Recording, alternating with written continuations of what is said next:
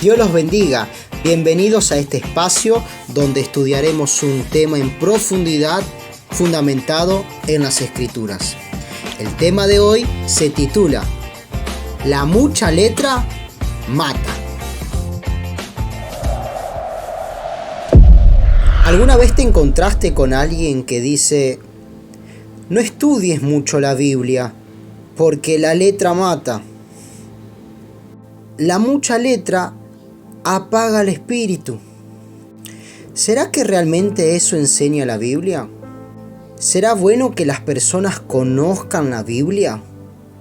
¿Será que Dios condena el estudio de su palabra? Porque según 2 Corintios, capítulo 3, versículo 6, dice: porque la letra mata, mas el espíritu vivifica. ¿Qué significa realmente la letra mata? Si vemos el texto en su contexto, 2 Corintios capítulo 3 versículo 6, Pablo está mostrando la diferencia entre el antiguo pacto de la ley mosaica y el nuevo pacto en Cristo. Veamos el pasaje en su contexto, el cual asimismo nos hizo ministros competentes de un nuevo pacto, no de la letra, sino del espíritu, porque la letra mata, mas el espíritu vivifica. Pablo habla de la letra refiriéndose a la ley mosaica, escrita en tablas de piedra, según el versículo 7, la cual traía condenación porque nadie podía cumplirla perfectamente. La ley revelaba el pecado, pero no tenía poder para dar vida espiritual. Por otro lado, el Espíritu vivifica se refiere a la obra del Espíritu Santo en el nuevo pacto, donde Dios transforma el corazón del creyente dándole vida en Cristo. Muchos piensan que la letra mata se refiere a la Biblia porque leen el versículo fuera de contexto y asumen que Pablo está diciendo que el estudio profundo de las Escrituras es peligroso o que el conocimiento bíblico seca espiritualmente. 2 Corintios capítulo 3 versículo 7, ven la palabra letra y piensan que significa el texto de la Biblia, cuando en realidad Pablo se refiere a la ley de Moisés grabada en piedra, según 2 Corintios capítulo 3 versículo 7. Vemos claramente que el texto no se está refiriendo a la palabra de Dios, es decir, las Escrituras, sino que menciona al antiguo pacto de la ley de Moisés. La misma Escritura nos manda a conocer la palabra. Las Escrituras nos hacen conocer a Jesús. Juan capítulo 5, 39 dice: escudriñad las Escrituras, porque a vosotros os parece que en ellas tenéis la vida eterna, y ellas son las que dan testimonio de mí. Las Escrituras nos hacen conocer a Jesús. Juan capítulo 5, 39 dice: escudriñad las Escrituras, porque a vosotros os parece que en ellas tenéis la vida eterna, y ellas son las que dan testimonio de mí.